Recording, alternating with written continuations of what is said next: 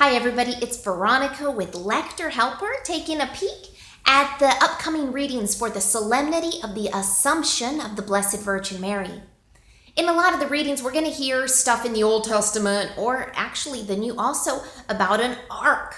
What is it about this ark? We might be inclined to speak about it boringly, the ark. But it's so rich, so significant. Let's take a look. Let's rewind to the Old Testament, the book of Exodus. God tells his people to make this ark, and this ark is going to be really cool and holy, and there's all these significant things to it. For instance, you got to make it out of this acacia wood, and it's got to have gold on the outside and gold on the inside, and it should have these poles, etc. There are these three things in the ark that we're going to talk about. First of all, put some of that manna inside the ark, people. The manna, remember when God's people were like, we're so hungry, God, we're starving. And he sent them manna, this bread that came down from heaven. Another thing that was in the ark was the stone tablets of the covenant. God's word was on these tablets. So they stuck that into the ark also. And last but not least, that really cool rod of Aaron, his staff that he did all those cool things with that signified his authority, his priesthood. Those three things were in the ark. So the ark was like overshadowed with God's holy presence. And it was, the presence of God within the ark. As a matter of fact, it was so considered God's presence in there. In 2 Samuel chapter 6, we hear David knowing how powerful and holy the Ark of the Covenant was. So when it comes, he says, how can the Ark of the Lord come to me? And then when it comes into a city, it says he leaps with joy. He leaps with joy. Fast forward to today. In the readings, we're going to talk about Mary being the new Ark of the Covenant. Let's think about this for a few seconds. Within Mary is Jesus. And what does Jesus say? In John chapter 6, verse 51, Jesus says, that's my manna upside down. Jesus says, I am the bread that came down from heaven, the living bread that came down from heaven. So Jesus is the new bread in the new ark. And in John says that Jesus is the Word made flesh who dwelt among us. Jesus is the new Word. And last but not least, in Hebrews chapter 3, it refers to Jesus being the high priest. Very exciting stuff.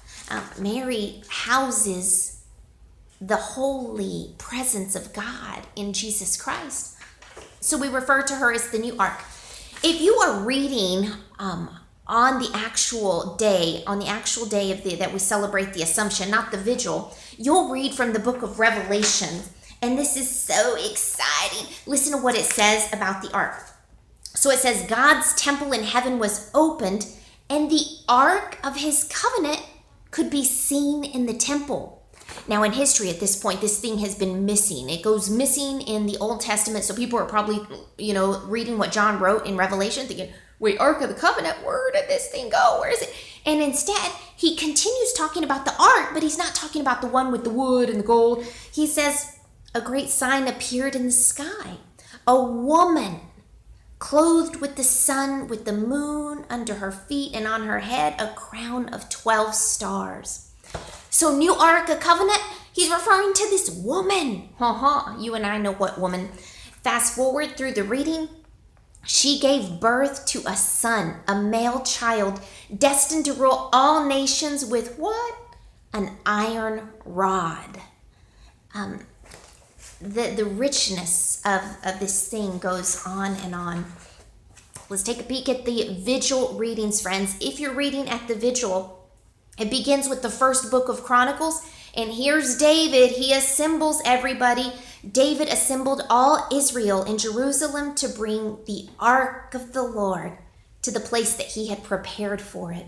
So here comes the ark. And so it's showing, this holy of holies coming to God's people. And then in the second reading, it says, when that which is mortal clothes itself with immortality, then the word that is written shall come about. So in other words, here's Mary, this mortal, and she's clothed with immortality because she's just a regular human, but God makes her into this beautiful thing that will house his presence. It's God who brings all of this to be. And last but not least, in the gospel, I know this is predominantly for lectors, but just in case any deacons or priests watch these videos, and I'm sure they already know this, but just for the sake of you and I, to gather a better understanding, the gospel on the actual day of the Assumption, it's where Elizabeth says, "And how does this happen that the mother of my Lord should come to me?" When the new Ark of the Covenant, Mary, comes to visit her cousin Elizabeth, she says almost the exact same words that David said when the Ark of the Covenant came to him. And remember how David danced and leaped when the Ark of the Covenant came to his city? In the same way, the child within Elizabeth's womb leaps and dances when the Ark of the Covenant, the new one, Mary, comes to them.